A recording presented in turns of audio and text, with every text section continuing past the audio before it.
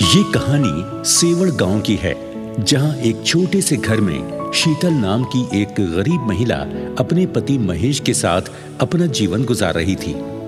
शीतल और महेश के केवल एक ही संतान थी और वो था उनका बेटा अमित।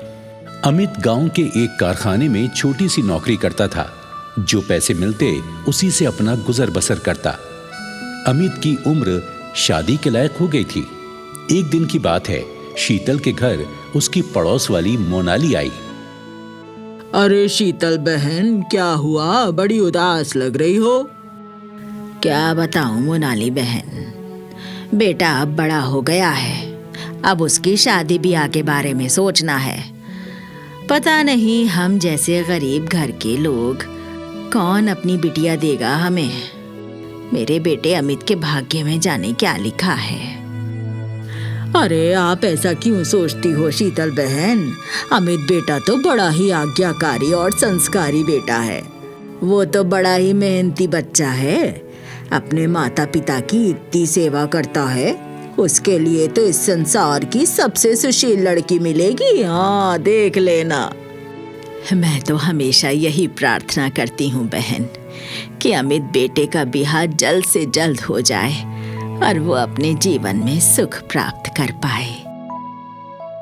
मोनाली और शीतल अभी बातें कर ही रही थीं कि कविता भी वहां आ पहुंची। अरे मुबारक हो शीतल बहन, अरे मुंह तो मीठा करवाओ।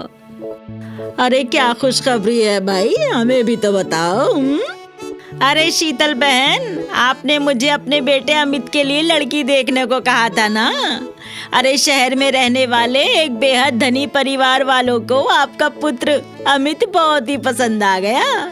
उनका नाम सेठ दर्पण है और उनकी इकलौती बेटी पूजा का ब्याह आपके पुत्र अमित के साथ करवाना चाहते हैं। हाँ। हैं? क्या सच में? हाँ शीतल बहन, पूजा बिटिया बड़ी सुशील और संस्कारी बिटिया है।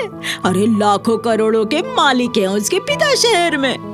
पर उस पूजा बिटिया की माँ नहीं है। वो बेचारी कई समय पहले ही इस संसार से चली गई। आज रात वो लोग आपके घर आने वाले और आज ही सब तय करने वाले। हाँ, देख लेना। अमित के माता पिता ये बात सुनकर बहुत खुश हुए। 2 दिन के बाद ही अमित और पूजा की शादी तय हो गई। शादी के बाद पहले दिन पूजा एकदम संस्कारी बनी रही, लेकिन शादी के दूसरे दिन उसने अपना रंग दिखाना शुरू कर दिया। अरे बहू, जाओ रसोई में जाओ और सबके लिए भोजन की व्यवस्था कर लो। आज हम सब अपनी प्यारी बहू के हाथों का बना ही भोजन खाएंगे। देखे तो सही हमारी बहू पूजा के हाथ में कैसा स्वाद है। जाओ बेटा। अरे सासू माँ, आप पागल तो नहीं हो गई? मुझे भोजन बनाने के लिए कह रही हैं। अरे मैं नहीं बनाऊंगी भोजन। अरे बहू, ऐसे नहीं कहते। माना कि तुम शहर में रहने वाली हो, नए जमाने की हो, पर बहू शादी के बाद तो बहू को ये सब करना ही पड़ता है ना। नहीं, मुझे ये भोजन बनाना नहीं आता। और नए जमाने और पुराने जमाने की बातें मुझे समझ में नहीं आती। अगर आपको इतनी ही भूख लगी है ना, तो आप खुद बना लीजिए भोजन, या तो फिर होटल से मंगा लीजिए। इतना कहकर पूजा अपने कमरे में चली गई। अरे बहू, पर सुनो तो। कमाल है, बड़ी अजीब लड़की है ये। अरे शीतल, बहू शहर में रहने वाली लड़की है। गांव में पहली बार आई है। यहाँ का माहौल, यहाँ का रहन सहन, यहाँ के तौर तरीके सीखने में उसे समय लगेगा।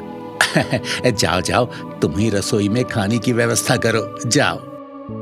महेश की बात मानकर शीतल खुद ही रसोई में चली गई और भोजन बनाने लगी। अमित कारखाने गया हुआ था। थोड़े समय बाद पूजा आदमियों के जैसे कपड़े पहनकर महेश के पास आई।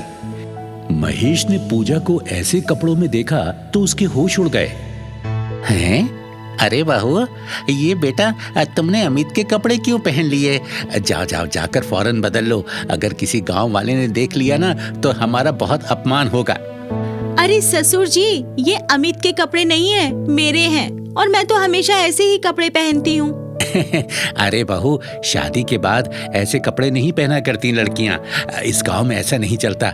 जाओ जाओ, इससे पहले कि तुम्हारी सास आ जाए, जाकर जल्दी से कपड़े बदल लो। पूजा उस समय तो ससुर की बात मानकर कमरे में गई और साड़ी बदलकर वापस आ गई। ससुर जी, मुझे 2000 रुपए दे दीजिए। 2000 रुपए? क्यों बेटा, इतने पैसों की तुम्हें अचानक क्या जरूरत आन पड़ी? अरे ससुर जी, मुझे बाहर खाना खाने जाना है और अमित ने तो मुझे कोई पैसे दिए ही नहीं है। बाहर खाना खाने जाना है तुम्हें?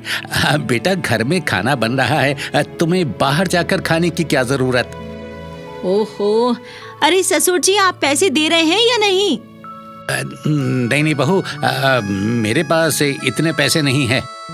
ये सुनकर पूजा गुस्से से घर से निकल गई और बाहर जाकर होटल में खाना खाने लगी। पूजा ने वहां खूब सारा अपना मनपसंद खाना खाया और खाने के पैसे उधार करके चली आई। जब वो घर पहुंची तो उसकी सास शीतल ने उससे पूछा, ए बहू, तुम ऐसे बिना बताए घर से बाहर कहाँ चली गई थी? हाँ, यहाँ गांव में बहू बेटी को अकेले बाहर नहीं जाने देते। कुछ तो बड़े छोटों की मर्यादा रखा करो।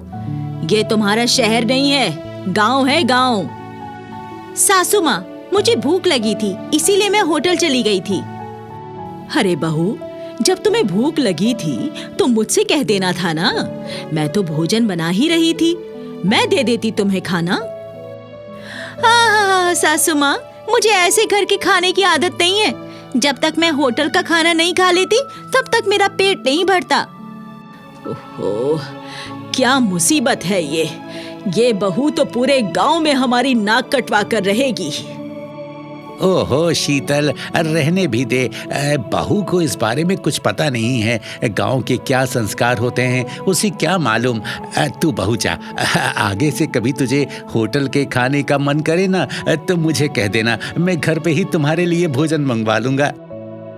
तभी पूजा अपने कमरे में जाने लगी तो शीतल ने पीछे से उसे आवाज लगाई, अरे अब कहाँ जा रही हैं? सासू माँ, मैं बहुत थक गई हूँ, मुझे आराम करना है।